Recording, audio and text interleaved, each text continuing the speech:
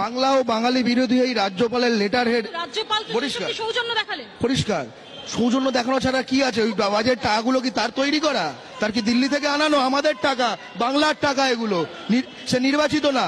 এই রাজ্যপালের লেটার হেডে কদিন আগে অব্দি হিন্দি ছিল, বাংলা ছিল না। এদের যে দিলীপ ঘোষ, সে বলে বাঙালি চোর চিটিংবাজ। অমিত শাহ বলে বাঙালি হচ্ছে উই পোকা। আজকে এটা বাঙালি হয়ে কি করে বিজেপি করতে পারে?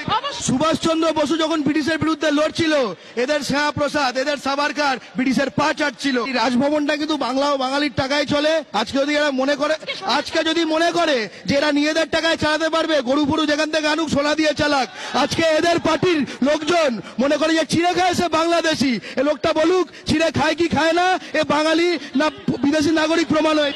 আমরা শুনলাম নরেন্দ্র মোদীর বক্তব্য। আমি একটু গড়গড় কাছে আসবো। ডান্ডা প্রসঙ্গে রাহুল গান্ধীর বক্তব্য এবং নরেন্দ্র মোদীর পাল্টা প্রতিক্রিয়া, কি বক্তব্য? খুব পরিষ্কার, ডান্ডা পড়বে। ডান্ডাও শুধু পড়বে না, আমরা দেখতে পাচ্ছি চারিদিকে কচু বনে লাথি টাথি অনেক কিছু পড়ছে। ডান্ডা তো পড়ার কথা এখন রাহুল গান্ধী বলেছে, কচু বনে লাথি পড়ে গেছে। কেন? আজকে কোন ইনসিডেন্টের কথা বলছেন? কচু বনে লাথি আপনি দেখলেন না, যখন বাঙালিকে রাষ্ট্রহীন করার চক্রান্ত করছিল করে একজন, বহুকাল কংগ্রেস করে এখন বিজেপি করার চেষ্টা করছে রিটায়ারমেন্টের ফান্ড তোলার জন্য, কচুবনে কোথা থেকে সেটা লাথি পড়ে গেল। শ্যামাপ্রসাদ মুসলিম লীগের মন্ত্রিসভায় যোগ দিয়েছিল পাকিস্তান প্রস্তাব পাশ হবার পরে সেই দলের সঙ্গে এরা করেছে। সেই শ্যামাপ্রসাদ পদত্যাগ করেননি। সেই শ্যামাপ্রসাদ 43 সালে যখন 60 লক্ষ বাঙালিকে না খাইয়ে মেরেছে, শ্যামাপ্রসাদ চুপ। এই ইতিহাসটা আমরা লিখেছি, ভারত লিখেছে, আরএসএস লিখে দেয়নি।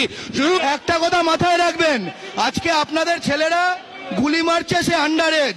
একজন বোরকা পরে ঢুকছে একটা মেয়ে, সে আন্ডার এজ। আমি জানতে চাই প্রধানমন্ত্রী আন্ডার এজ মেয়েদের কেন টুইটারে ফলো করছে?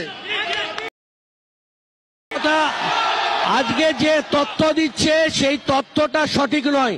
দ্বিতীয় কথা, আন্ডার এজ কি আন্ডার এজ না? কোনটা আন্ডার এজ? কোনটা? এই মেয়েটা কি আন্ডার এজ? গুঞ্জা কি আন্ডার এজ? কোনটা? এই গুঞ্জা কি আন্ডার এজ? তার বয়স নির্ধারণ হবে। আন্ডার এজ কি আন্ডার এজ না? Under age.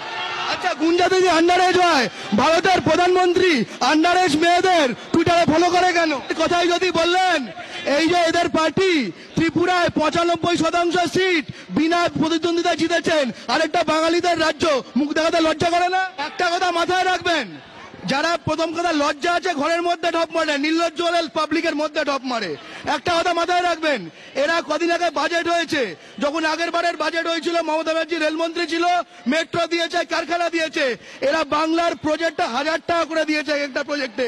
বাঙালিকে ভিখিরি মনে করে এরা। এই যে একখানা নাগরিকত্ব নিয়ে কথা বলা